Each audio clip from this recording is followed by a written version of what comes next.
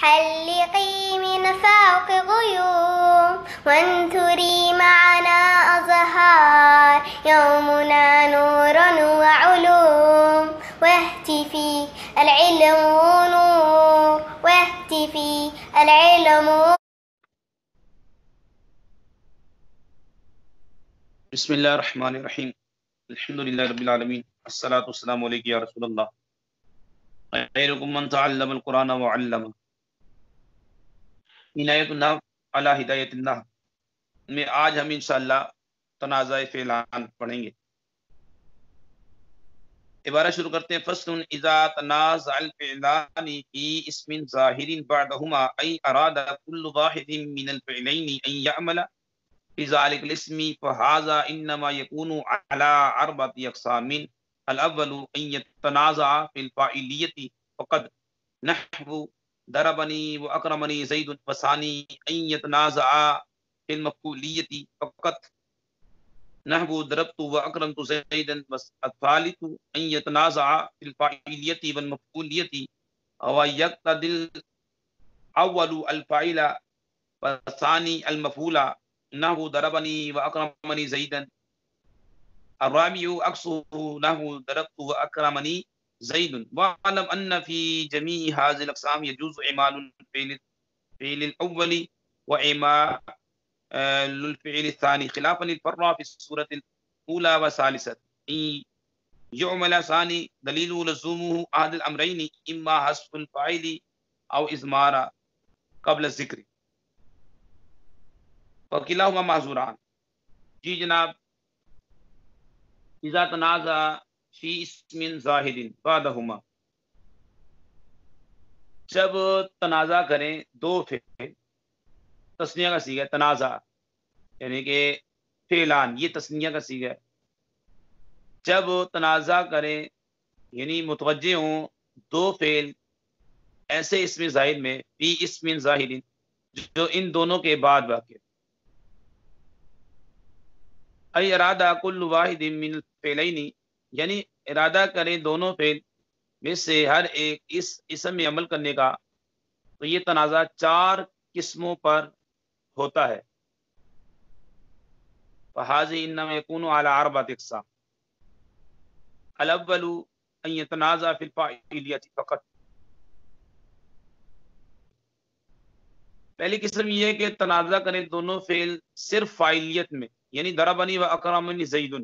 اب ضرب فعل نون وقایا یا ضمیر مفعول، پہلے کے پاس مفعول ہے، وہ اکرمنی دوسرے کے پاس بھی مفعول ہے، لیکن دونوں فاعل کا تقاضا کر رہے ہیں. زید فاعل ایک ہے. اب یہ دونوں تقاضا کر رہے ہیں، ضربنی بھی تقاضا کر رہا ہے کہ یہ زید ان کو فاعل بنائے، اور اکرمنی بھی یہ تنازع کر رہا ہے کہ زید ان کو فاعل بنائے. یہ دونوں ایک اسم ظاہر میں دو فعل ہیں اور ایک اسم ظاہر کے اندر جھگڑا کر رہے ہیں. ثانی دوسری ان یتنازع فی الفاعلیۃ فقط، یعنی کہ دونوں فعل جھگڑا کریں مفعولیت کے اندر. ضربت واکرمت زیدن، اب ضربت فعل بفاعل واکرمت فعل بفاعل زیدن. اب یہ دونوں فعل تقاضا کر رہے ہیں جو ایک اسم ظاہر آ رہا ہے ان دونوں کے بعد آ رہا ہے. وہ پہلا بھی کہہ رہا ہے میرے پاس فاعل تو ہے مجھے مفعول چاہیے، دوسرا بھی کہہ رہا ہے میرے پاس فاعل تو ہے مجھے مفعول چاہیے. جی ٹھیک ہے. اذا تنازع، یہاں سے مصنف فاعل کے ان احکام کو بیان فرما رہے ہیں جو اس کو تنازع فعلان کی صورت میں لاحق ہوتے ہیں. تنازع فعلان دو یا دو سے زائدہ فعل یا شبہ فعل کا اپنے بعد واقع ہونے والے ایسے اسم زائد میں عمل کرنے کے لیے متوجہ ہونا جس میں ان میں سے ہر ایک کا معمول بننے کی صلاحیت ہو. اچھا، یہاں پہ اذا تنازع الفعلان فی اسم ظاہر، مصنف نے اسم ظاہر کی قید لگائی اس لیے کہ ضمیر متصل میں تو تنازع ہوتا ہی نہیں، جس فعل سے متصل ہوگی اسی کا معمول بنے گی. البتہ ضمیر منفصل میں تنازع ہوتا ہے، جیسے ما ضربت وما اکرمت الا ایاک. لیکن تنازع ختم کرنے کا جو طریقہ جمہور نے بیان کیا، یعنی ایک فعل کو عمل دے کر دوسرے میں ضمیر معذوف ماننا، وہ اس میں جاری نہیں ہوتا. اس لیے کہ اگر یہاں دو فعلوں میں سے ایک کو عمل دیا جائے تو دوسرے میں ضمیر مستتر ماننی پڑے گی، اور اس کی دو صورتیں ہیں، یا تو اللہ کے ساتھ ضمیر کو متصل مانیں گے یا بغیر اللہ کے۔ اگر اللہ کے ساتھ ضمیر کو متصل مانے تو اس صورت میں اللہ حرف کا فعل سے مستتر ہونا لازم آئے گا، یہ ناجائز۔ اور اگر بغیر اللہ کے ضمیر کو مستتر مانے تو فاعل سے فعل کی نفی ہو جائے گی، حالانکہ مقصود فاعل کے لیے فعل کو ثابت کرنا ہے۔ بعدہما کی قید اس لیے لگائی کہ اگر اس میں زائد دونوں فعلوں کے درمیان میں ہو یا دونوں سے مقدم ہو تو اس صورت میں تنازع نہیں ہوگا، اس لیے کہ اس اسم میں دونوں فعلوں کا معمول بننے کی صلاحیت نہیں، جس فعل سے متصل ہوگا اسی کا معمول بنے گا۔ تیسری صورت کیا کہتے ہیں کہ ان یتنازع فی الفاعلیت والمفعولیت، یعنی کہ دونوں فعل متوجہ ہوں گے فاعل اور یا فاعل میں اور مفعولیت میں، جی یعنی حضرت، اسی قسم یہ کہ تنازع کریں گے دونوں فعل فاعلیت اور مفعولیت کا، اور تقاضا کرے گا ای ویقتضی الاول الفاعل، پہلا جی فعل تقاضا، پہلا فعل فاعل کا و دوسرا مفعول کا، وثانی المفعول، جیسے ضربنی و اکرمت زید۔ اب یہاں پہ ضربنی پہلا فعل تو فاعل کا تقاضا کر رہا ہے، وہ اکرمت کیونکہ پہلے کے پاس فاعل نہیں ہے، دوسرے کے پاس فاعل ہے لیکن مفعول نہیں ہے۔ چوتھی قسم جو ہے اس کا برعکس ہے، جیسے ضربت اکرمنی زید۔ اور جان لے کہ ان تمام اقسام میں جائز ہے پہلے فعل کو عمل دلانا، دوسرے فعل کو بھی عمل دلانا، یہ جائز ہے۔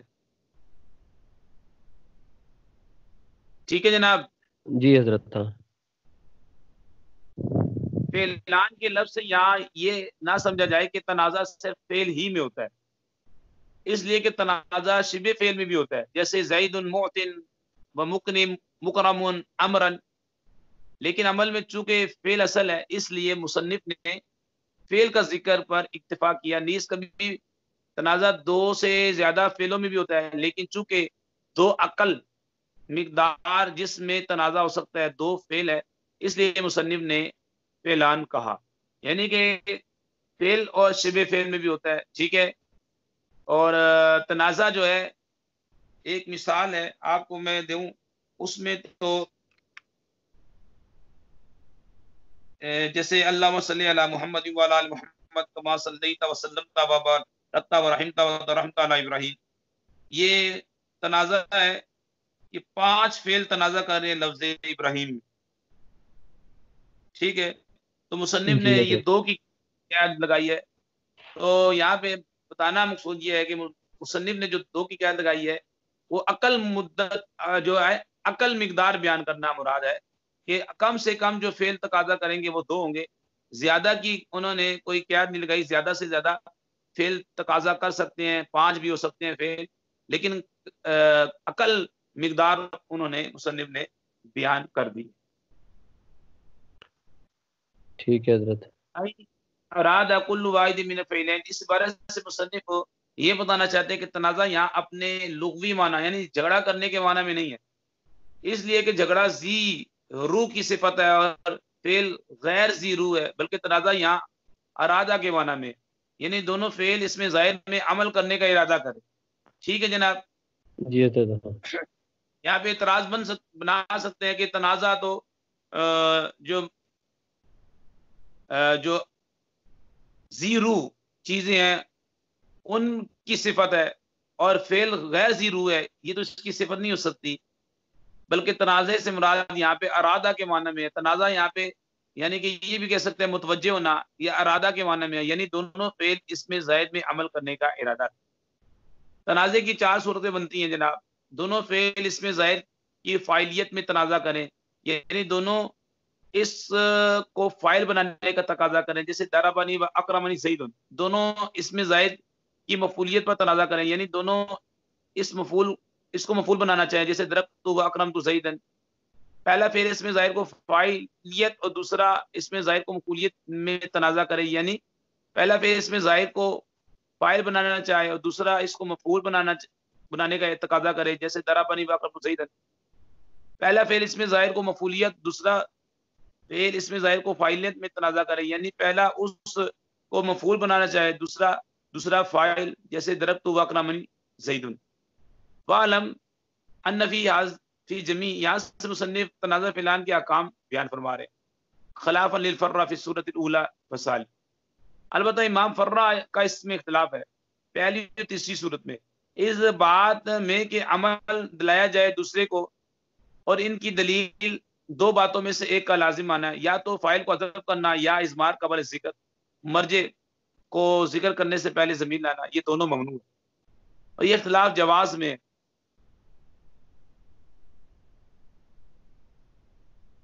جی یعنی کہ حضرت. جمہور کے نزدیک تنازع فعلان کی مذکورہ چاروں صورتوں میں پہلے اور دوسرے دونوں فعلوں کو عمل دلانا جائز، یعنی اس میں ظاہر کو دونوں فعل میں سے جس کا چاہے معمول بنا دے درست ہے. البتہ پہلی اور تیسری صورت میں، یعنی ان صورتوں میں جن میں فعل اول فاعل کو چاہتا ہے، امام فرہ کا اختلاف ہے. ان کے نزدیک ان دونوں صورتوں میں دوسرے فعل کو عمل دلانا جائز نہیں، اس لیے کہ ان دونوں صورتوں میں اگر دوسرے فعل کو عمل دلایا جائے گا تو قطع تنازع کی دو صورتیں ہوں گی، یا تو پہلے فعل کے فاعل کو حذف کر دیا جائے اور یہ درست نہیں، اس لیے کہ فاعل کلام میں عمدہ ہوتا ہے، اور عمدہ کو بغیر قائم مقام کے حذف کرنا درست نہیں، یا پہلے فعل میں فاعل کی ضمیر مانی جائے گی، یہ بھی درست نہیں، اس لیے کہ اس صورت میں اضمار قبل ذکر یعنی مرجع کو ذکر کرنے سے پہلے ضمیر لانا لازم آئے گا، اور امام فرہ کے نزدیک اضمار قبل ذکر بشرط تفسیر بھی درست نہیں. یہ اختلاف تو جواز اور عدم جواز میں تھا.